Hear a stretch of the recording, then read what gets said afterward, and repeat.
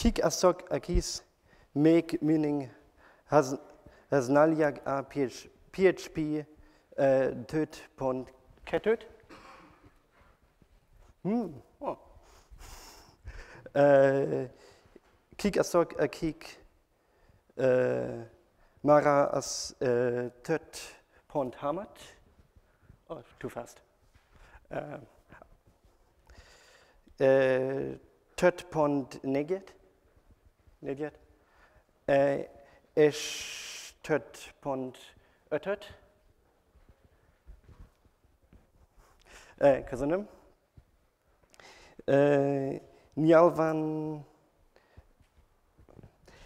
Nialvan esreveteg hodi enem beseleg modierul eseret foliatashuk inkeba angulul.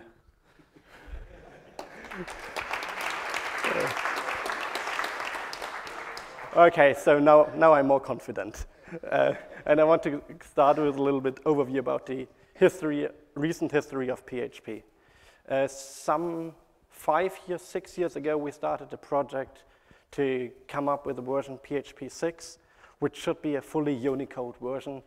And we stuck with the version, and the developers became frustrated since we didn't get forward. This Unicode stuff was too complicated. The implementation was bad. We've chosen.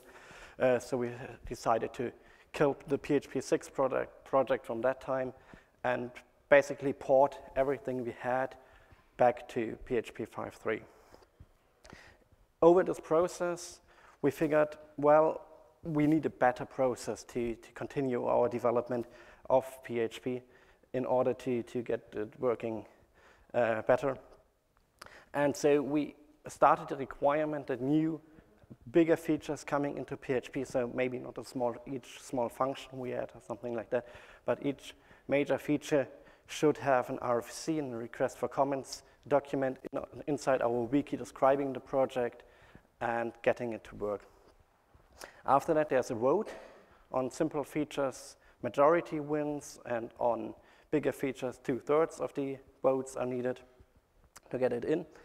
And voting can be done by the active members of the PHPNet community and some randomly selected community members. There's currently no process to select them, so that will hopefully follow some time.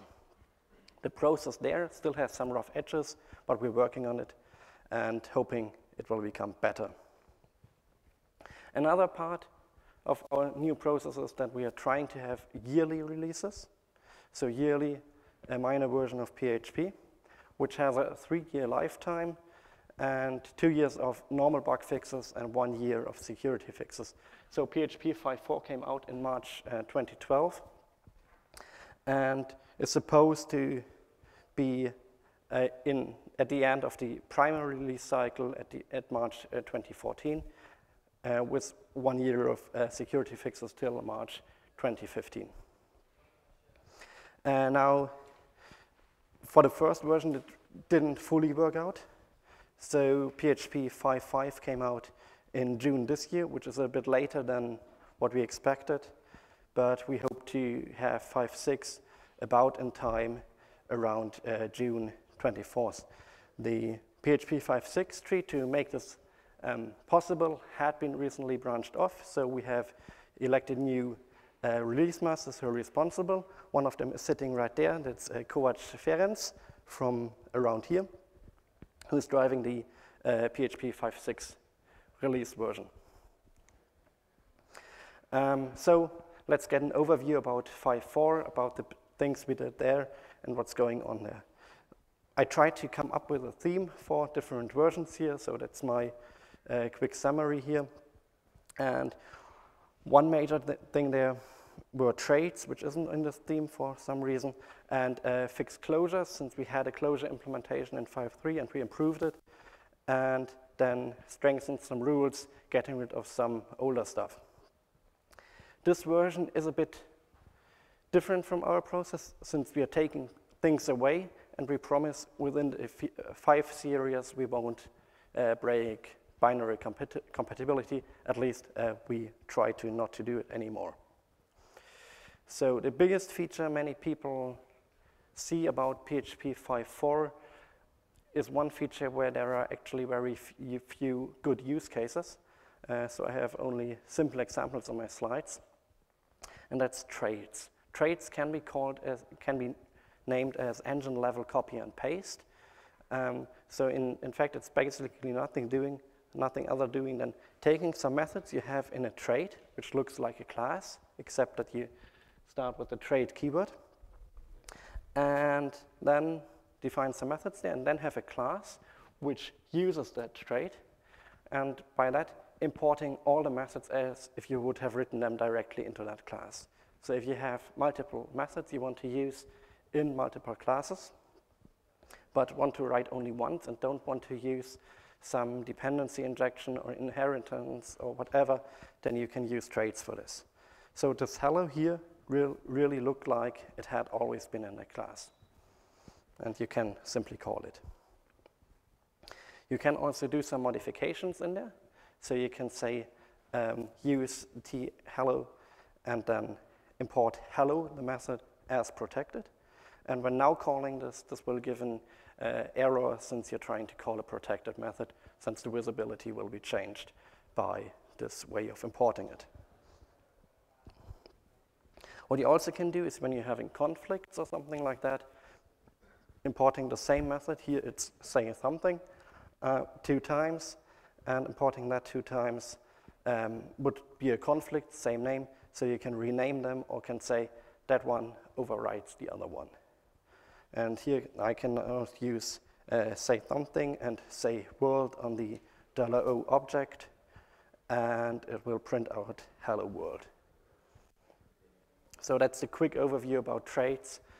I tried to really find a good use case, but it's a quite theoretical concept, and we have implemented since it looked interesting, but since then I haven't seen it really being used in a good way. Then there are things where we didn't really know how to do it right in the first place. And with PHP 5.3, we introduced closures, anonymous functions. And there's one question we didn't answer back then was about binding the $this variable. Should we do it? Shouldn't we do it? So we kept it out and made it impossible to directly bind the $this variable manually. And now, when you're declaring a trait, I don't know if you have seen anonymous functions in PHP. That's basically what they look like since 5.3. So we have a function here, getClosure, which returns a function taking no parameters and returns $this p. And when doing this, the $this variable inside here will be bound to this object of the calling scope, so the object we're currently working on. So we have in the call $O equals new C, creates the instance, and do getClosure, which will return our function. And if we later on call it without specifying an object in here, the $this inside this function will still refer to the object, so we will get 24 to nowhere, since we don't print it in this example, unfortunately. Right. So you can also, there's a function to rebind $this if you want to change the instance and the object. There's a method for that on site with the closure object. So $closure arrow rebind, and then you can pull in another object which will have the $this variable.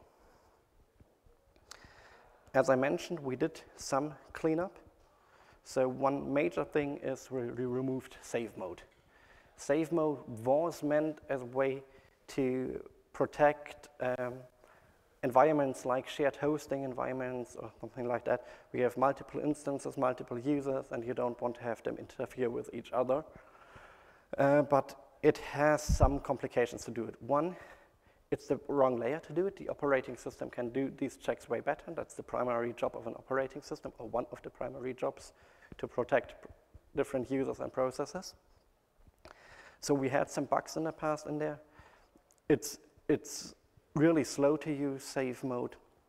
It's not secure, and we want to get rid of it. We keep the open base here, which is a similar setting that you can restrict file access to specific directories, but you can't use the save mode anymore. Another thing, I don't know if any of you had been using PHP 4 in the past. They are the famous register globals, was commonly used, which took your request parameters and made them global variables inside your PHP script. And we switched that off with PHP 5.1 or 5.2 or something like that, and now removed it, and some functions related to that. So if you're using this, well, you shouldn't be doing it anyways, but if you do it, you should finally modernize your code base to update to a bit more modern and most likely more secure way of doing PHP. Related to this is the register long arrays. There's a PHP INI option, which gave you these variables. If you still need these, you have to create them manually using the $_get, $_post variables.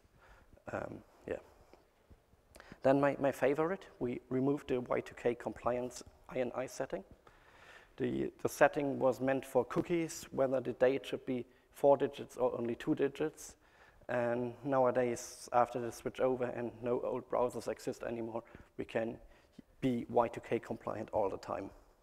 Rasmus, the inventor of PHP, always says that we mostly introduce that flag so we can say, so when people come to us, are you Y2K compliant? We can simply say, yes, just switch on the flag, having that as a primary thing. Then if you're using time zones, I guess most developers who are using PHP sometimes had issues with the date, about getting an error message, about having not set it, and a warning about this. And we made this more strict that you have to define your time zone properly, removed some guessing. If it's guessing, it's always defaulting to UTC time zones and not trying to figure out what your local time zone is. So there you should check your configuration. Then we removed the old SQLite extension for the SQLite version 2. If you're using SQLite 3 or PDO SQLite 3, then that will still work. A bigger change, which needs some adoption either in your configuration of your system or in your code, is the default char set setting. The setting, defaulted in the PHP ini setting, defines the char set we're sending with the content type text HTML header when you're not sending an own header, which will now be extended to have the encoding equals UTF-8 by default. Previously, no encoding was listed, so browsers and operating systems defaulted to some local standard, which usually means code page 1252 or Latin 1 on Unix systems, code page on Windows and Latin 1 on Unix systems. This also has consequences on the HTML entities and HTML special characters functions, which have the third parameter is the encoding, and that will be default UTF-8 now. So if you're using Latin 1 or something like that in your applications, you have to check your HTML entities calls or change the INI setting. And then when a browser submits a form, the encoding being used is the encoding of the page on which the form was. And if we are now sending UTF-8 forms to the browser, the input will be UTF-8 too. So the get post data and so on will change too. So the advice is to change the setting and check your calls if you're migrating from 5.3 to a new version. Then we are liking sugar, and we're adding syntax sugar to make code more easy to write, sometimes more hard to read, but some people prefer it. One heavily discussed item were the short array syntax. So in older versions of PHP, you always had to write array, parentheses, and keys and values and stuff. And now you can use the brackets and get rid of the array keyword. People really liked it since it looks like JavaScript. And most PHP developers always also are doing JavaScript. And if you're switching, it makes it easier to you. I don't know if I would recommend it to use it all the time, since if you have nested arrays and stuff, it can be quite nice to have this array word sometimes stuck in that, oh, here's a new level, and here's a new level starting without only having to look at indentation, which can be really hard if you have longer arrays for some reason. Then, many of you probably know this shortcut output operator, so you can write lower than question mark equals some expression, for instance, a variable, question mark bigger than, and that will directly be printed out instead of having to write smaller than question mark PHP space echo space $name semicolon question mark bigger than, which was the only portable way to do it. We had we still have the short open text option, so you can only write lower smaller than question mark bigger than, and shorten that. But that's an option which can be disabled. Now, this thing has been separated from the option. So whatever the option is, this will be available. That's quite useful for template engines and things like that. Another item out of the category of syntactic sugar is the direct array dereferencing for functions returning arrays. So PHP has some functions returning arrays. For instance, the parse URL function, if you don't add a second parameter, which is relatively new, gives you an array with the scheme, the host name, the path, the port in an array. And often you just want to have the host name. Nowadays, this function has an extra parameter, but there are other functions like that. And using the syntax, you can directly get one of the elements returned without having to store the array first and then getting to the elements. So a nice, quick shortcut there. If it's really needed, I don't know, but it's nice.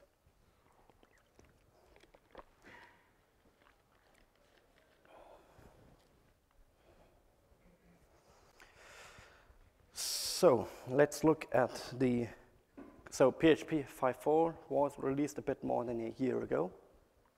And since then, in June, we released PHP 5.5, which is currently at this nice version number 5.5.5. And one big thing there is the opcode cache and some more things. So let's take a look at this op cache. Anybody of you is using APC or something like that in a current version of PHP? And one issues we had with the adoption of PHP 5.4 was that APC wasn't ready. What does it do? If you're having a PHP script, PHP is running in a shared nothing environment where we run a script, take the raw text from the script, compile it into some intermediate bytecode, which we call opcode, execute from that opcode in a part of our PHP engine, the send engine, and then at the end of the request, we throw all that away again. Next request comes in, requests the same script, and we still have to parse it and compile it again. Now, there are these opcode caches, and APC was a famous open source one, besides other ones, which was really promoted by PHP.NET people. It was heavily used in major PHP using companies like Yahoo or Zynga Games, or back in the days Facebook when they were on pure PHP. They all were using APC. But APC was a different project inside the Pickle repository, and we had very few active contributors. And most active contributors were with the companies I just mentioned. So updates to APC for a new version of PHP only came when those companies had the need to migrate to a new version, basically. For PHP 5.4, that meant that the APC version working with PHP 5.4, I don't know if it's still already stable working, but it took at least half a year or more to get it more or less stable with 5.4. And we had a long-term plan to bundle APC with PHP, but APC grew a little bit and became complicated, and we had few people left really understanding it. And send The company was started by Andy Goodmans and Steve Zarowski, who were two of the major PHP contributors or creators.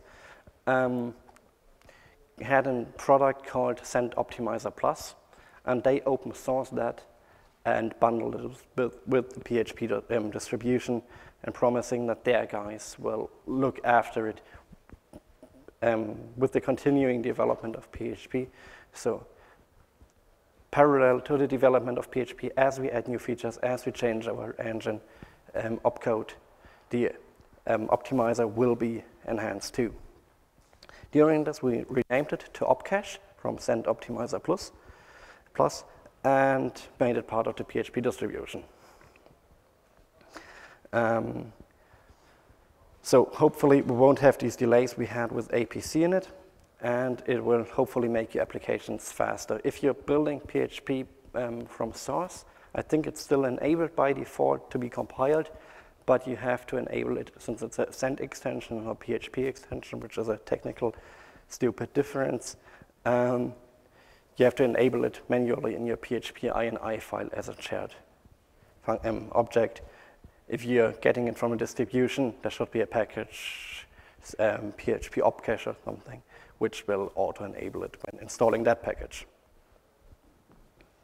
Now there's another feature I want to talk about. And for that, let's take a look at a simple request, a common task. So you have a large file, you want to parse it and give me every line starting with a plus character. So something like that. You have requests like that commonly, I think. So you have to go through all your files and grab it out and get it.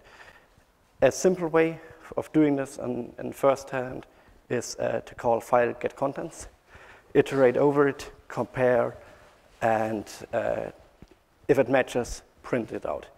Of course, this is a bit stupid to do if you have really a large file, since file get contents will copy a file into memory, will create an array in memory with the complete file with each line in a different element, which takes really, really, really a lot of memory. So 4 or 5 times the file size can easily be reached when doing this, and if you're opening a 2 GB file, this can cost quite some memory. So that's not the best way of doing this. A maybe better solution people came up with is to do fopen and then get it line by line by line. That works. I hope. I haven't actually tested that script, so maybe there's a typo in there, but you should get the idea.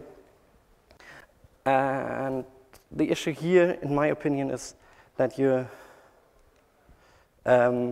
mixing two different tasks. On the one hand, you have the acquisition of your data, and on the other hand, you have the processing of your data. And now, in a good software development architecture, you want to separate those two concerns. So when you're not going to have the file anymore on a disk and read it that way, you maybe get the data from a database or from memory or from somewhere else, then you have to change the complete thing. You can't use the while loop anymore, and it becomes complicated. So in PHP 5 times, quite early, we created iterators. With iterators, you have a class having different methods like next, current, rewind, valid, and if you stick an object of that kind, into and for each loop, those methods will be called repeatedly. Now, if you compare this example, and I would tell you that's better than what we had before, having all those few hundred lines. No, it's not that bad, but it's still a lot of lines, and you have to, while writing it, to really think about matching the different operations to your current position. So if you can read it, I don't know. There's this $this current variable which I have to carry around. So if the current row, the current method in there is called multiple times, we still want to have the same result and so on. And it's not that nice. Of course, if you want to do this with files, there's already SPL file object class inside PHP which does exactly that and a bit more. But for the generic example, it's a lot of code to write. So there's another concept which exists in different languages already, like Python and others, which is called generators. A generator, basically, at first hand, is a normal looking function. In this case, we are opening the file. We're having our while loop, where we read line by line. And in the end, we close the file. Now, the new thing in here is the keyword yield. This yield operation means that when executing this thing, we will see it on the next slide, execution will go to the yield keyword, stop there, and then go back to the place where this operation had been called. So we can write code like this, where we have the for each, then read file, which is the generator we defined before, call it like a function as row, and then do our processing of our data. And I go back here. So what happens here is that when this is called by for each, it's not an actual function call, but it's creating a generator object, which then basically behaves like an iterator and will always go to the yield and then into the loop here, into my body, do this operation, then go back into read file, continue after the yield, loop and reach yield again, call again the loop part, and continue executing. Now, on this slide, when you're using PHP, besides the generators, here we'll also see another new feature we're having inside PHP, which is finally, which is known most likely by many of you from other languages, and it's a new thing we added into PHP since people requested it. In the original object model of PHP, we didn't include it. I will mention this on the next slide, but here's the way, an example of using it. The purpose of finally is you have a function where you're doing something which might throw exceptions, and you need to do some cleanup work. And you want to ensure that the cleanup is being done all the time and always. And even with this short example, there are many, many program flows possible. One is that this condition inside there might match, and we might return from there. We might have the some exception being thrown, being caught, and a return from there. We might have that some do something is throwing another exception which we don't catch, and the whole thing might run successfully till the end of the block, and all those places we would have to intercept the program flow to call our cleanup routine, which might be more than just one function. It might be whatever you need to do cleanup after your operations, and edit all the time. And it's a lot and a lot of code, which becomes quite ugly if you really write it that way. With the finally, we ensure that at each of these 4 points in this example, the cleanup is being called in some point of time. Now, question, of course, finally, there's finally, since people know it from other languages, but mind that PHP, other than, for instance, Java, has the concept of a destructor. So when you're having an object, you can declare a destruct method, which does your cleanup job. And PHP has a quite reliable reference counting-based memory management. So when you keep aware of your references to your objects, then you can predict when your objects will be deleted by the PHP engine, and you can basically reach the same effect without using finally already. And that's the reason why we actually didn't implement finally in the first place, but people liked it, and so we've added it. And there are cases where destructors don't match, but then finally it's nice. And again, as we like sugar, we add more and more syntax sugar. So if you're having this like an array using short array syntax, which I showed before, with Adam, Ferenc, János as the elements, you can declare the array and directly get to the element with the ID, with the offset number 1. I don't know if that's really useful, but people figured out that's a limitation in our syntax, and our syntax should be shouldn't have such irregularities, and we try to get rid of them. That's the main reason there. Same works for string offsets. So this will print out the first character, which is the J of Jonapod. A bit more useful is this one.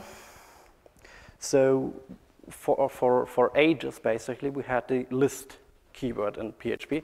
So you can write list parentheses $A, comma $B, parentheses equals, and then some array, function returning an array or something like that. And we'll take the elements and put them inside these variables. So the list operation is on the left-hand side of the equals operations. And now you can basically do something similar with inside the for each call. So if we're iterating over an array of arrays, on the first iteration here, we will print out $A will be 1 and $B will be 2. And next iteration, $A will be 3 and $B will be 4. So directly taking the values from the inner array and taking them into these bound variables with these names. Sometimes this might save a few characters of typing. I personally don't know if I would like to make the for each more complicated in that part while writing the code. So like always when writing code, you should keep the readability in mind. One thing I really like is the : class thing we have. So imagine this. You have PHP namespaces added in PHP 5.3, and you have a quite long class name, and you're importing this. Inside our script, in the script, we can refer to this class from then on as great class without specifying the complete name. There is one thing where we have to mind it, and that is in string context. For instance, when you're using call user function or some other function taking a class name as a string, you have to specify the whole long name of the class. And getting the whole name long of the class means you have to type it again, which is a bit annoying. With this : class operator, you simply take the imported name, : class, and this will become the string value of the long class name. So this example here becomes way shorter than it would be when not having this : class thing. I know some friends of mine, they emulate this by having a class constant inside each class, having the full name of the class. So always having const this class equals _ class _ inside all of their classes in their system, since they didn't upgrade to 5.5 yet, but that's one feature they really look for. Then I want to give a short outlook at PHP 5.6. PHP 5.6 is in a quite early state. I don't have too much topics about it right now. And as you can see, June 2014 is a bit in the future, so we will see what happens there. One thing in there is, or are explicit Variadic functions. You might know that in PHP, you can always add additional parameters to a function call, as many as you like, and then you have the function get function parameters, or get func parameters, I don't know, something like that, and you get all parameters of your function call, including the ones specified in your definition of your function. So if you have a function which in the declaration takes 2 parameters and you call it with 4 parameters, and then inside the function have get function parameters, then you get all 4 elements, which is a bit annoying since you usually only want the variadic ones, since the other ones have names in your function. And this makes it a bit hard to document, since when reading the function declaration, you don't see that you're expecting additional parameters. So with this addition here, you can write function or method declaration, and then have point, a name.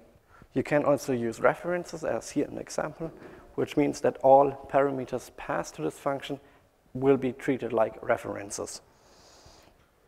And then those will become an array containing only those variadic parameters, not the additional ones. So this won't include $q as funcget parameters would include. And we can wrap this and then call it here with our prepare call and then multiple parameters, while only $query was the one declared by name. Another thing where I'm not really sure whether we keep it, I think it will be thrown out. I'm looking in the first row and he's nodding, is the improved request handling. I don't know if you also, is the first part also thrown out? Okay, only second. Okay, one. Yeah. So there are 2 things which Mike Wallner, an Austrian guy working nowadays for SmugMug, who are paying him to work mostly full-time on PHP, not for their company, but for the PHP project, which is quite nice, did. They are a photo and video sharing site, so they need file uploads quite a lot. And PHP has a limit of 2 GB file sizes when doing a file upload, which nowadays, of course, in our era, we're doing 2 and more gigabyte file uploads all the time, so that limitation is a bit bad. So that's being taken out. And another thing is that there is quite some areas where we copy data and have it multiple times while parsing it to create the $post, $get, $forms, $cookies, and so on arrays. He worked hard on reducing this memory footprint. The downside of this is that it removes some features some people rely on. So there's no more HTTP raw post data, there's no more always populated field, and there are people depending on it. And with our new release model, we try to not break applications anymore. So when you upgrade to a new PHP 5 version, you should be able to simply do it without much testing. It's just change out the version and you're done. So that's why at least the second part here probably will be taken out, which is unfortunate since we'd really like to improve performance and reduce memory usage, but we can't. So that's the tough luck if you have so many users and make promises to them about not breaking stuff. So in a quick summary, in the past we had the irregular releases. Nobody knew when they're coming. They were breaking many things. We're trying to be more regular so you can rely on it and don't have breaks, backwards compatibility breaks. And hopefully that leads to faster adoption by you guys so this model works out. And with that, köszönöm, and I'm open for questions.